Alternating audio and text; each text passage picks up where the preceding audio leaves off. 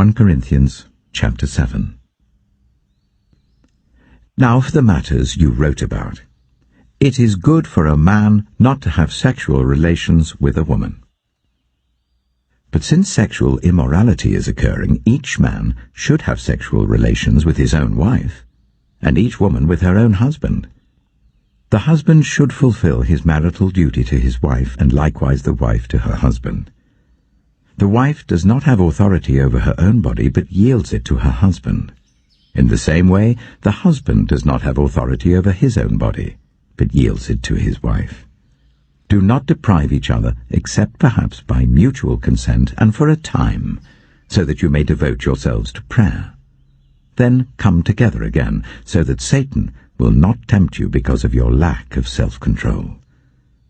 I say this as a concession, not as a command. I wish that all of you were as I am. But each of you has your own gift from God. One has this gift, another has that. Now to the unmarried and the widows I say, it is good for them to stay unmarried as I do.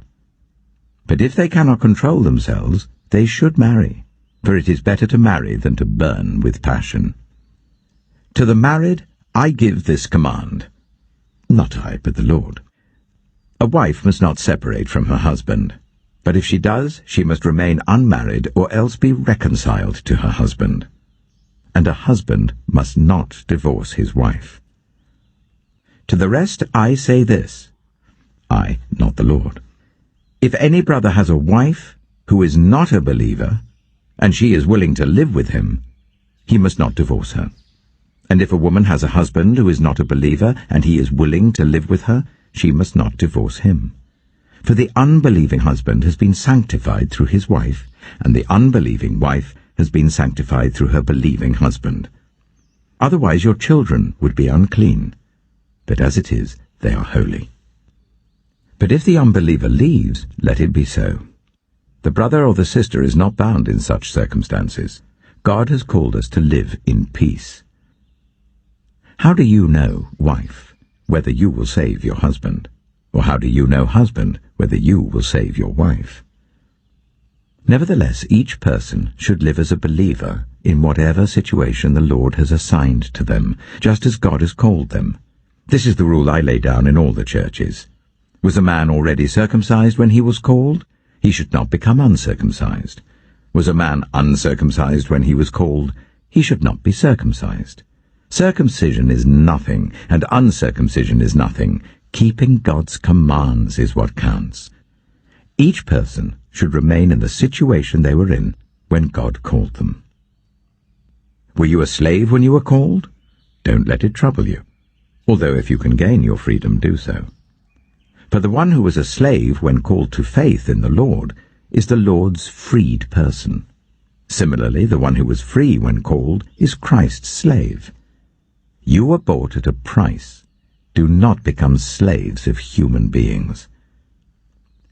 Brothers and sisters, each person, as responsible to God, should remain in the situation they were in when God called them.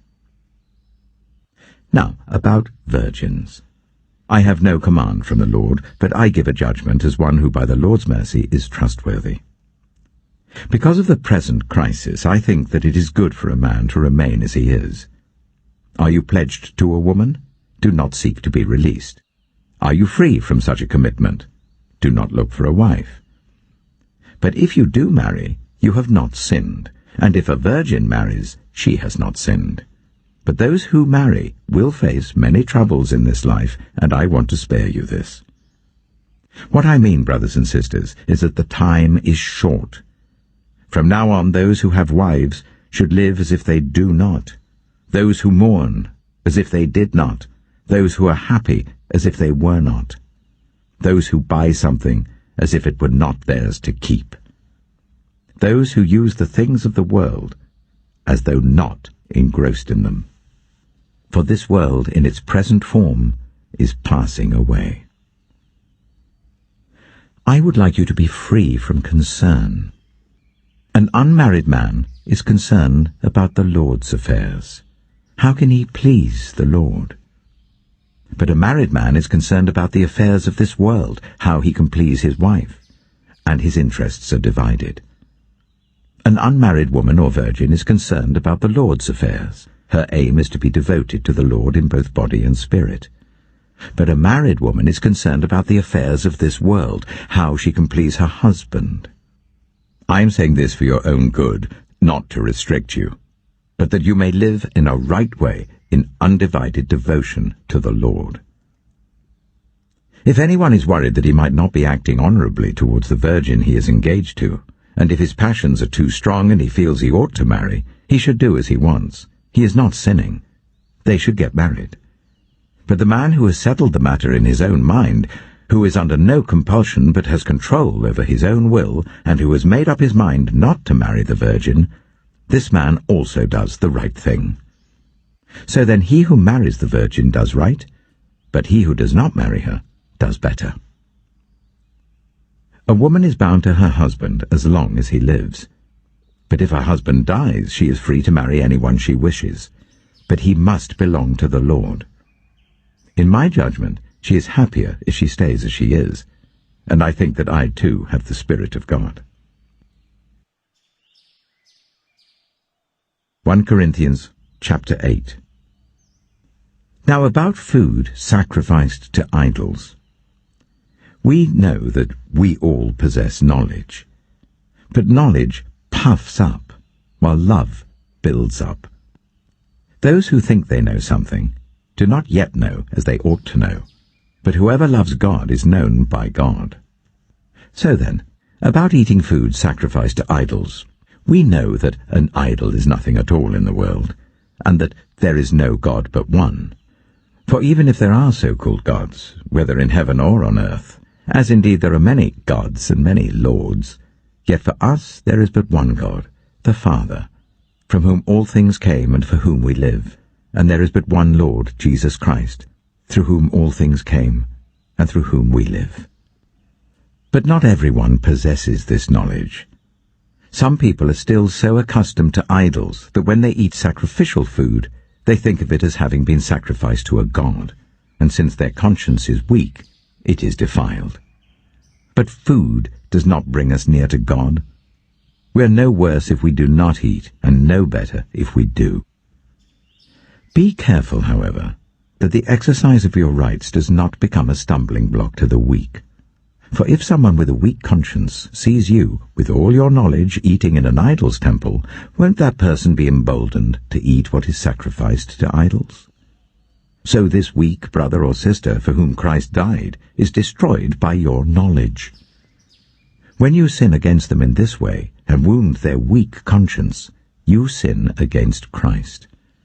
Therefore, if what I eat causes my brother or sister to fall into sin, I will never eat meat again, so that I will not cause them to fall. Psalm 3. Lord, how many are my foes? How many rise up against me? Many are saying of me, God will not deliver him. But you, Lord, are a shield around me, my glory, the one who lifts my head high.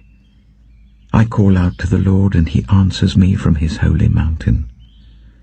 I lie down and sleep. I wake again because the Lord sustains me. I will not fear, though tens of thousands assail me on every side. Arise, Lord. Deliver me, my God. Strike all my enemies on the jaw. Break the teeth of the wicked. From the Lord comes deliverance. May your blessing be on your people.